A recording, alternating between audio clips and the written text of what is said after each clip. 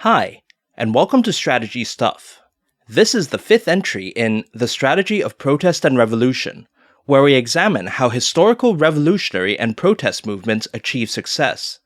In this series, we focus on three key questions. How did activists turn public discontent into a coordinated movement? What did successful movements do to achieve their goals? And how have successful movement strategies changed over time? In this six-part entry, we'll explore the revolutionary history of the Chinese Communist Party, or CCP, from 1921 to 45, with a particular focus on the experiences of its eventual leader, Mao Zedong. Here in Part 5, we'll analyze the party's actions during the Second Sino-Japanese War, including Liu Shaoqi's three magic weapons strategy, the 100 Regiments Offensive, and finally, Mao's Rectification Campaign. The CCP's great window of opportunity finally arrived in July 1937, when Japan invaded China again in what would become the Second Sino-Japanese War. Within months, regular KMT and warlord forces were swept out of the North China Plain, leaving a massive political vacuum that the conquering Japanese did not have the manpower to fill outside of the major cities. Leadership of the vast North Chinese countryside and its 150 million people was therefore up for grabs. The party naturally sought to take advantage of this development, but its initial decision-making revealed just how disorganized it had become since Jiangxi. Everyone agreed that the communists ought to do two things: first, expand, and second, contribute to the defense of China, but there was significant debate over how much effort should be devoted to each. Rather than coming to an agreement, however, many CCP leaders simply decided to implement their preferred policy measure unilaterally without consulting leadership. To make matters worse, thanks to the return of Soviet influence after the Xi'an incident, many of them had relapsed back into the bookishness and ideological control that had caused the party such grief in its early years. Broadly speaking, the CCP had three strategic options. The first one was the familiar guerrillaism, which was the path favored by Mao. Here, the party would prioritize its expansion above all else, dispersing its forces throughout the North Chinese villages in an attempt to ally with and eventually control them. Fighting Japan would almost be an afterthought under this plan, which fit in with the quiet but tense anarchy that characterized much of the Chinese countryside for large parts of the war, but went against the nationalistic instincts of almost every CCP activist. The second option was active yet independent resistance to Japan, which was the strategy the CCP's generals preferred. This would largely take the form of what Mao would later term mobile warfare, in which regular Red Army units would mass, gain tactical advantage through maneuver or ambush, strike, and then evacuate before the Japanese could retaliate. The appeal of this approach was greatly enhanced by a significant communist victory gained a few weeks into the war, though opportunities for similar success faded as the Japanese learned how to counter these attacks. The third option was close cooperation with the KMT, which was what the Soviets wanted. This became semi-official party strategy in late 1937, when most of the Soviet-trained 28 Bolsheviks, including their de facto leader Wang Ming, finally arrived at the CCP's Shanxi base to take over leadership of the party. Wang's strategy called for Red Army units to deploy as Chiang Kai-shek requested, which by early 1938 meant guarding the flanks to the wartime capital of Wuhan. Such static defense of territory, which Mao would deem part of positional warfare, was bound to inflict horrific casualties on the severely outgunned Chinese, but for Wang, such sacrifices were needed to raise the CCP's profile amongst the nationalistic public and advance the political side of his strategy, which was to fully institutionalize the Second United Front by pressuring Chiang to hand power over to a representative National Assembly that would include all the major factions of China. In this way, the still minuscule CCP would leap into national relevance overnight. To Mao, Wang's strategy was the very definition of bookishness, in which the party would bleed itself dry simply to demonstrate that it was a good communist and/or Chinese nationalist. And Mao knew exactly where these ideas were coming from, Just before Huang arrived, Mao urged fellow party leaders not to blindly follow the KMT simply out of nationalistic solidarity, warning that Chiang would exploit such naivete to undermine the CCP. Given that it was actually the Comintern that was demanding obedience to Chiang, it's not a stretch to assume that Mao's true target here was, in fact, the Soviet Union and its practice of exerting indirect control over cadres through ostensibly legitimate interpretations of communism. Mao's warning went unheeded. When Wang Ming arrived, he quickly gained the support of key party leaders, most notably Zhou Enlai. Encouraged by his success, Wang went on to establish his own independent party base, dividing the CCP in two, with Wang in charge of southern China and KMT relations, while Mao was left with northern China.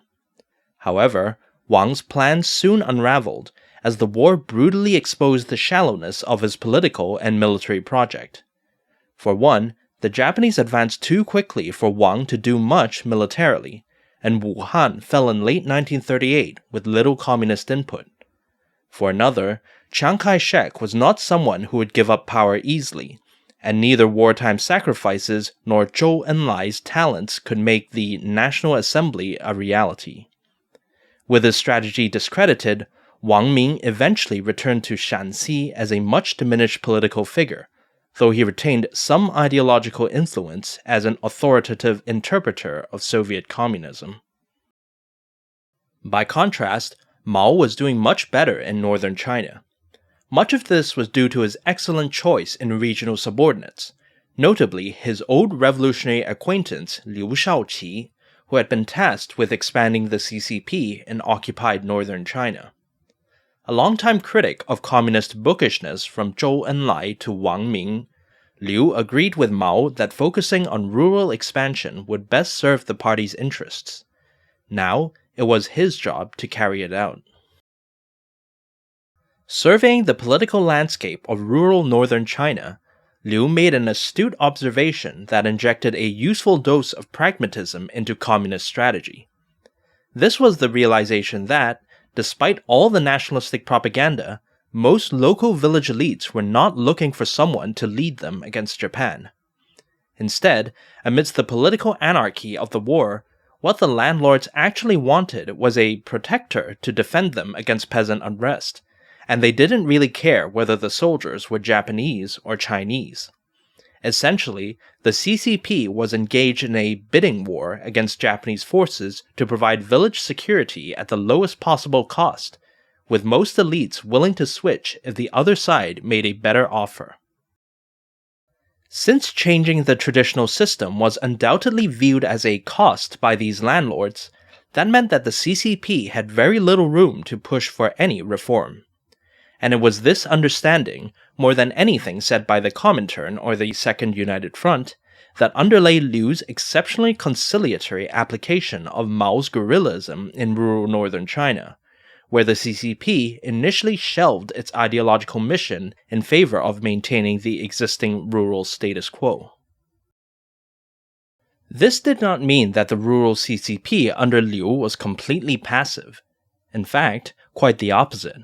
Building on Zhou Enlai's Jiangxi work in the land investigation drive, Liu devised a political strategy that, while appearing to change little about rural politics, gradually and subtly displaced the old elite system and paved the way for direct party rule. The key improvement and advantage of Liu's approach was that, unlike Zhou's LID, Liu kept communist-instigated violence to a minimum, reassuring elites and preventing them from fleeing and collapsing society in the process.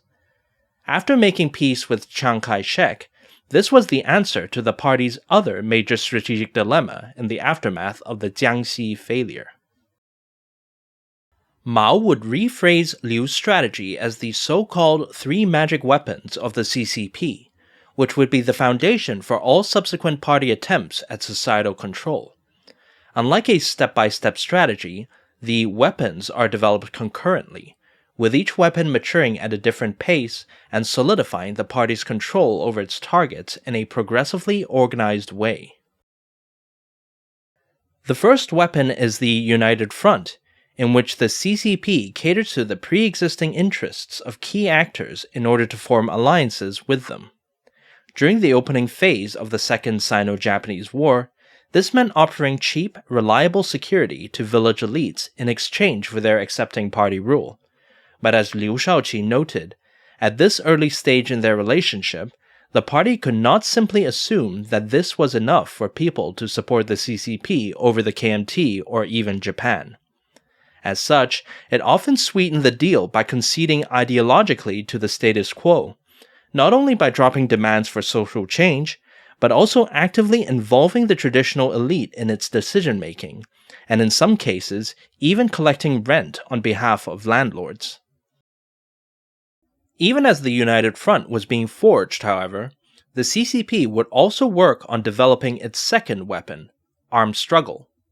Here, the party attempts to deepen the initial connection beyond mere mutual interest, typically by employing Leninist agitation and social psychology to cultivate a sense of solidarity between the party and its target.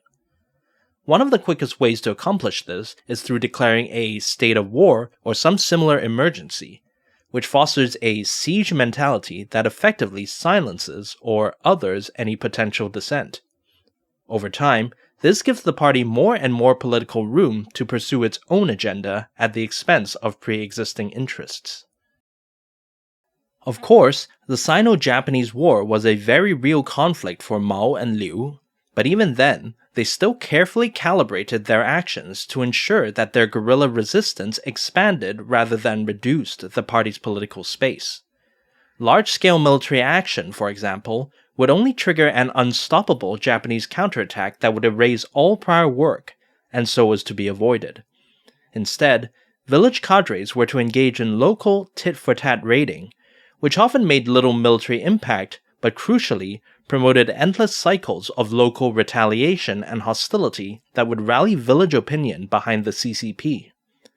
The communists can then use this newfound loyalty to chip away at previously untouchable elite interests, such as punishing landlords for quote-unquote collaboration, adjusting rent and debt in the name of national unity, or independently organizing the peasants for self-defense.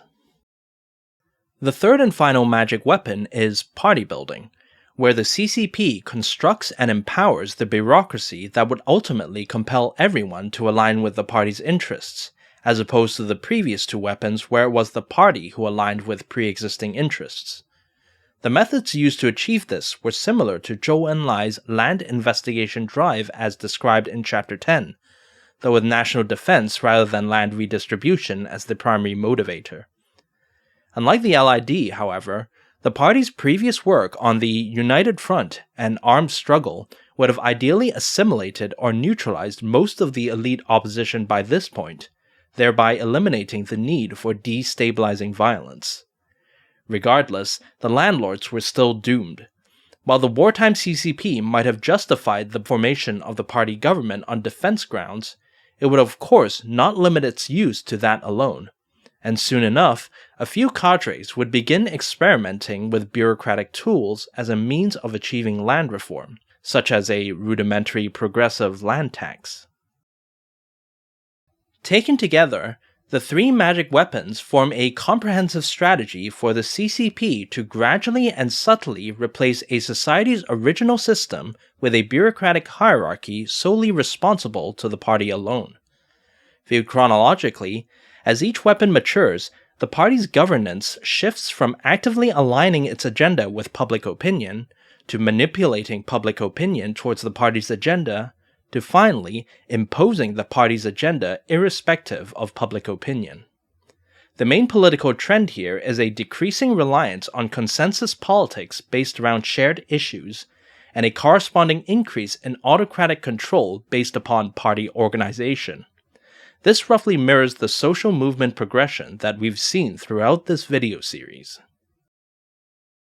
The resulting strategy, which is often simply referred to as the United Front due to that weapon's relative visibility, is rightly feared as a powerful tool of CCP's soft power, since its methodical application of Leninist psychological control, with each step designed to avoid a negative reaction from either target or authority, makes the strategy extremely difficult to counter or even recognize in the first place. Perhaps the greatest demonstration of its efficacy occurred during the early years of the Sino-Japanese War, as Mao's CCP successfully established itself throughout rural northern China. From a measly movement of 45,000 in 1937, by 1940, communist membership had exploded nearly tenfold to 500,000, with the party commanding hundreds of thousands of soldiers across 5 major regions encompassing nearly 80 million people. To attribute this all merely to anti-Japanese feeling is to overestimate the depth of nationalist sentiment in rural China at the time, as we've seen and will see. And even if that were the case, it's doubtful that many elites would have allowed their peasants to side with the CCP had the party insisted on a violent, uncompromising rural revolution like in Jiangxi. Mao Zedong's guerrillism, combined with Liu Shaoqi's pragmatism, was therefore a spectacularly fruitful strategic approach for the CCP, but that did not mean that the results were flawless, and Mao would soon find fault with how individual party branches were implementing his strategy. For starters, guerrillist expansion was extremely resource-intensive, not surprising given that each CCP village branch would have to, depending on the weapon it was developing, cater to the elite, agitate the peasants, and build a party bureaucracy. This led to not only a drastic increase in personnel and spending, but also the wasteful proliferation of village organizations, which often spent more time fighting each other than advancing the party's mission. At its worst, the CCP estimated that 3 to 6% of its population was tied up in bureaucratic or military work, resulting in numerous embarrassing resource shortages such as military units lacking firearms, or Soviet aid still being the primary source of funds for a party central that theoretically dominated much of northern China. The other, larger problem was one Mao was all too familiar with: party cadres falling under ideological control, though this time from Chinese nationalism rather than Soviet communism.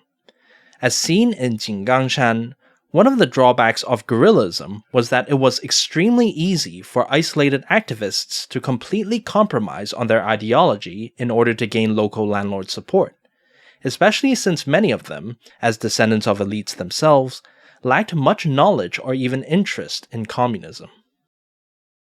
The three magic weapons strategy was supposed to show these cadres how they could consolidate power without abandoning their ideology, but in practice, many of them, whether due to ignorance or weakness, were already failing at the first weapon of the United Front.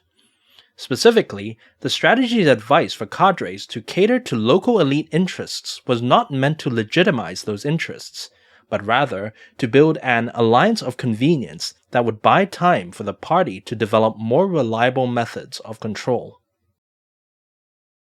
Inevitably, however, many cadres wandered down the first path instead, possibly misled by the language of the KMT-CCP United Front, which implied that all Chinese nationalists, including the communists, should seek common ground in the face of the Japanese foe. This made it easy for local landlords to interpret Chinese nationalism in a way that discouraged CCP cadres from even considering societal reform. For example, by claiming that any reform would cause societal disruption and therefore jeopardize the wartime survival of China, which was not what a good Chinese nationalist would do. Persuaded by this logic, many local CCP branches reverted to being communist in name only, with cadres failing to advance the CCP's agenda in any meaningful way, whether through deepening party control or land redistribution, or even the most basic attempts to reduce landlord rents or interest. More infuriatingly to CCP leaders, some would even dare to parrot landlord logic back at Party Central, urging the party to abandon land reform as quote-unquote something that China didn't need right now. In official communist historiography, the ideological problems associated with the CCP's expansion during the Sino-Japanese War are often explained as a result of the party's rapid organizational growth, which had created a bureaucratic class that had quote-unquote lost touch with village life. However, based on the above analysis, One can argue that, if anything, local party cadres were in fact far too in touch with village life, specifically traditional Chinese village life where for centuries local elites had the power to prevent the state from accessing their resources. The problem was that such a system had become vastly outclassed in the industrialized 20th century, where the outcome of political competition largely depended on how efficiently central organizations could mobilize societal resources. By now, after nearly 2 decades of savage conflict, the veteran CCP leadership had a pretty good idea of what needed to be done for the party to survive and perhaps win the struggle for China. Now, all they had to do was to get their subordinates to obey them.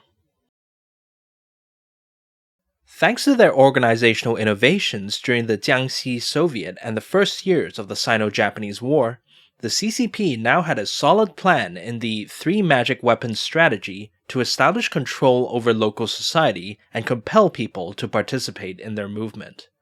In particular, the first weapon of the United Front was implemented extremely well, as the party catered to local elites, won their support, and achieved explosive growth as a result. But the United Front was never meant to be a standalone strategy, and soon it was pushing up against its political limits. For one, there were only so many suitable villages for the CCP to take over, but more importantly, the political climate was also changing. Starting in mid-1939, the Sino-Japanese War gradually ground to a stalemate, as both the KMT and Japanese armies reached logistical exhaustion. The outbreak of World War II in the West further dampened their belligerence, as Japan refocused on the European colonies in Southeast Asia and the KMT waited for the Allies to bail it out. Both sides now sought to consolidate control over the parts of China they held, especially against the common rival that had profited so greatly from their struggle, the Chinese Communist Party. Already by late 1937, the Second United Front between the KMT and CCP had begun to disintegrate, as the KMT, alarmed by the CCP's rapid growth, began denying economic aid to communist-dominated provinces. Things quickly escalated, and within a year, KMT partisans were clashing with CCP guerrillas throughout occupied and unoccupied China. This low-level warfare reached a climax with the so-called New Fourth Army incident in early 1941, when KMT forces surrounded and destroyed the military headquarters of the Southern China CCP, ironically the party faction led by the cooperative Huang, forcing the communists to halt all public activity in the region. The re-emergence of KMT opposition forced CCP leaders to once again prepare for political competition. It was no longer enough for the party to simply find new villages to ally with. It now also needed to extract more resources from the ones it already controlled. This meant that local party cadres had to begin the process of subverting the traditional elite system and replacing it with a loyal party bureaucracy, as outlined in the armed struggle and party-building sections of the magic weapons strategy. The problem was that most CCP branches, staffed by cadres who were more landlords than communists, had no desire to do such things, even when pressured by KMT competition. This became clear in mid-1939, when Mao Zedong launched a drive to develop local party organization, framed in terms of punishing landlords for alleged collaboration with Japan. His message went down poorly with most local cadres, who had bookishly absorbed the landlord view that punishing the elite would not benefit Chinese nationalism. And while a few publicly criticized the new policy, the vast majority simply ignored Mao's orders, confident that their ties to village elites and their distance from the communist capital of Yan'an would protect them from consequences. Paradoxically, such defiance was preferable to the alternative, since the minority of cadres who did obey Mao's directive almost always performed disastrously. Inspired more by the fiery zeal of Jiangxi than the boring pragmatism of the three magic weapons, these cadres launched a flurry of attacks against the traditional elite, often involving arbitrary confiscation, peasant mobilization, and violence. The results inevitably mirrored Jiangxi as well, as their efforts triggered a mass exodus of landlords to the KMT and even Japan, resulting in the collapse of the local economy if not CCP control entirely. Such failures were, if anything, even more embarrassing for CCP Central, and by 1940, Mao had to call off his own political campaign, lamely blaming it on the quote-unquote leftism of his rival, Wang Ming. More was to come. Seeing the example of the disobedient local party branches, CCP commanders also decided to ignore Party Central and implement their own military solution to the CCP's problems, which they ideologically justified as a demonstration of the party's commitment to Chinese nationalism. Starting in mid-1940, communist forces launched what was initially intended as a sabotage campaign against enemy logistics, but eventually spiraled into a fully fledged 100 regiments offensive against the Japanese army. Benefiting from the element of surprise, the communists scored some early victories, but were soon methodically wiped out by superior Japanese firepower. Even worse, the Japanese then countered with their infamous Three Alls campaign, which through a combination of brutal retaliation, population relocation, and collaborator recruitment, ousted the CCP from a large chunk of rural northern China, costing the party a third of its army and population in the process. The years between 1939 and 1942 were therefore pretty bad for the CCP, but they were not entirely pointless. For even as disaster after disaster struck the party, behind the scenes Mao Zedong was quietly consolidating his political and bureaucratic power, especially against his rivals Wang Ming and Zhou Enlai. In particular, after Wang's pro-KMT strategy failed, Mao secured the defection of a number of Wang's 28 Bolsheviks, whose Soviet-trained talents significantly enhanced Mao's organizational capabilities. Chief amongst them was the spymaster Kang Sheng, later to achieve notoriety as one of the masterminds behind the Cultural Revolution. He was tasked with developing a secret police system similar to Stalin's, and an ominous sign of Mao's future thinking. Mao finally revealed his plans in late 1941, shortly after the German invasion of the Soviet Union and the subsequent dissolution of the Comintern removed the last institutional checks on his power.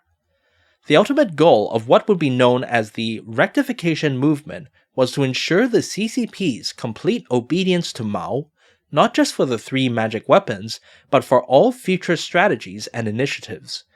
And since 2 decades' worth of struggle had taught Mao that the chief obstacle to this was ideological control by another political actor, be it Soviet communism or landlordist Chinese nationalism, the primary task of rectification was to conduct a thorough brainwash of CCP cadres, mentally purging whatever they believed in before and replacing it with a new interpretation of communism centered on Mao.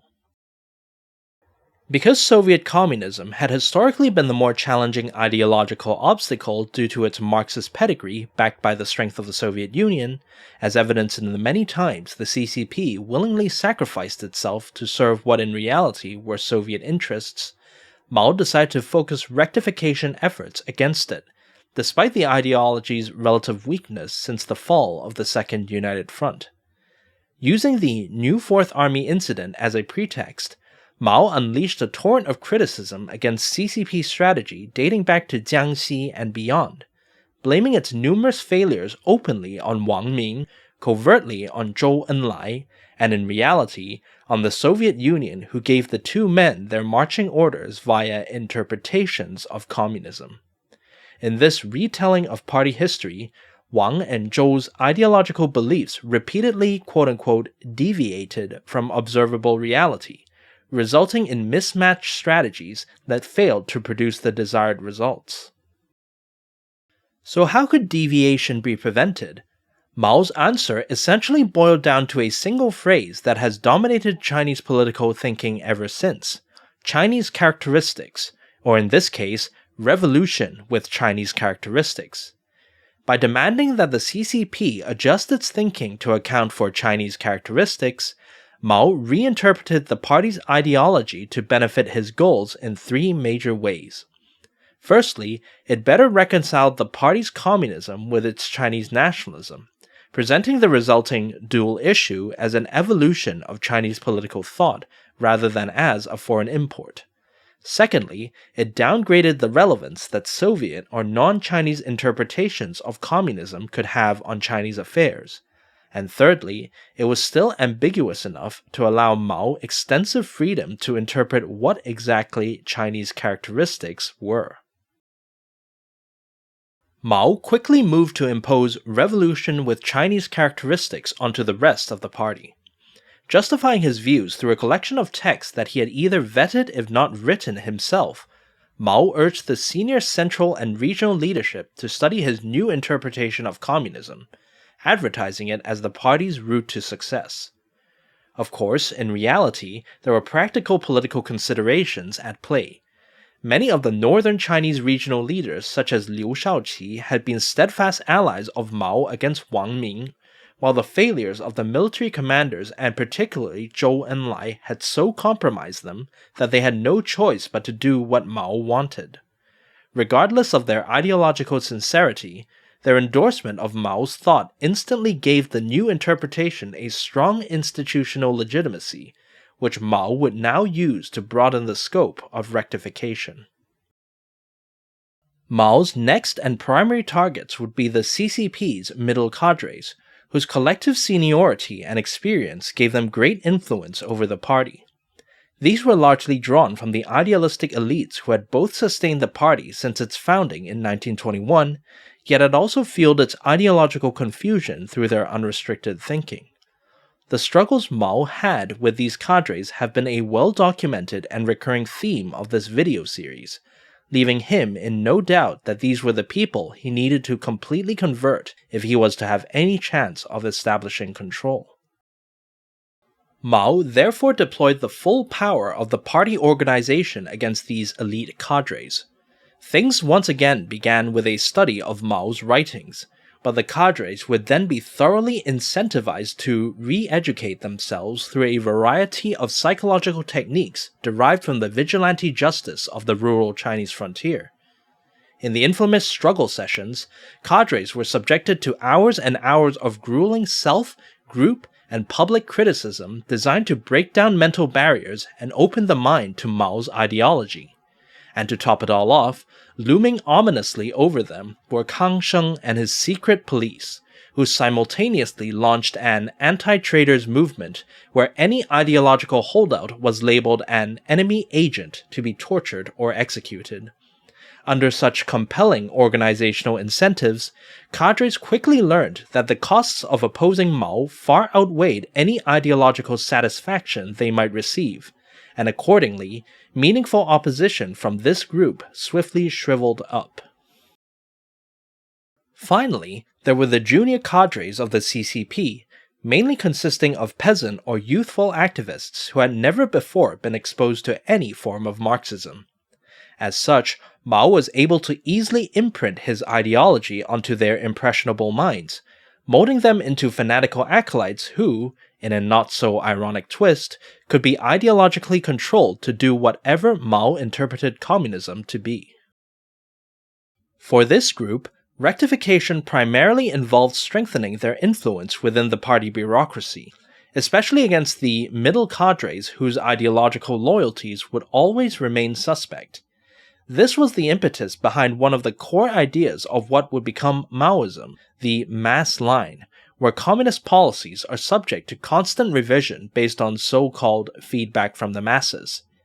Since the junior cadres were the ones who normally interface with society the most, the mass line naturally boosted their relevance within the policy-making process, with low-level committees empowered to supervise and veto party initiatives based largely on how closely they adhered to the Chinese characteristics of the masses as interpreted by Mao Zedong. While rectification was meant to be implemented in every central and local CCP branch, unsurprisingly, given wartime conditions, the strength of the movement varied greatly by region. In general, despite strenuous efforts to ferry local cadres into Yan'an, Mao's ideological project produced the most results in and around the communist capital, with cadres in neighboring areas partially rectified depending on the regional boss's zeal, and those stuck within occupied China barely rectified at all. Still, since Yan'an housed CCP Central's institutions, even the most remote communist village was theoretically subject to the indirect supervision of some rectified official, who could then take bureaucratic measures to compel the local cadres to do what Mao wanted. As a result, rectification produced important if uneven results for the wartime party. In Yan'an and a few neighboring regions, 1942 to 1945 did see the party become more aligned with Mao's agenda, with cadres resuming efforts to develop the armed struggle and party-building weapons, while obeying more immediate orders to reduce personnel and budgets. As Liu Shaoqi envisioned, this would eventually lead to the CCP completely replacing the traditional elite system with its own party government in an orderly manner, with the former landlords peacefully devolving into smallholder farmers via progressive taxation, enforced sales, and other such bureaucratic tools. Over time, these organizational successes would spread out to the rest of the CCP, particularly after the end of the war, and form the foundation for a strong party state that would reliably sustain the party in future political competition. Equally important was what the CCP did not do during this period, which was to give in to nationalistic fervor and invite Japanese suppression, just as it had done during the 100 Regiments Offensive. There were plenty of opportunities to do so, notably in early 1944, when hundreds of thousands of Japanese troops redeployed out of northern China in preparation for Operation Ichigo against the KMT. To many commanders, this was a golden opportunity for the party to strike and win some much-desired military glory. However, Mao said no, and unlike in 1940, the commanders obeyed. Events proved Mao correct, as the unhindered Japanese proceeded to smash both the military and the prestige of the KMT, while the CCP largely escaped unscathed with even more opportunities to grow. Moreover, the Japanese interpreted the party's inaction as a sign of cowardice and incompetence, resulting in an overly dismissive underestimate of communist capabilities when those same Japanese advised Chiang Kai-shek after the war. But of course, it was Mao himself who benefited the most from rectification, riding the movement's self-reinforcing ideological adulation to ascend to unprecedented heights within the CCP. In mid-1943, he was given the title of chairman, thoroughly stripping Wang Ming of power in the process. In 1945, Mao Zedong thought was elevated to the same ideological level as Marxism-Leninism, formalizing Chinese communism's independence from the Soviet Union. Many historians have interpreted these moves as a response to Chiang Kai-shek's own burgeoning cult of personality, as if Mao was merely an imitator acting without strategic purpose. Instead, as this video has hopefully demonstrated, the rectification movement should be viewed as the culmination of the CCP's epic journey of organizational development, where, having unlocked the secrets to controlling the masses, the party now found a way to control its own activists and immunize them against the ideological control of both the Soviet Union and the traditional Chinese elites.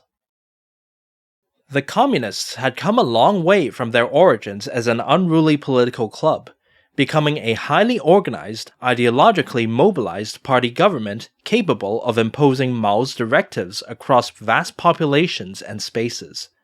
In the process, the party had shed much of its intellectual diversity, as well as its bookish naivete that had nevertheless contained much of its idealistic hopes for China.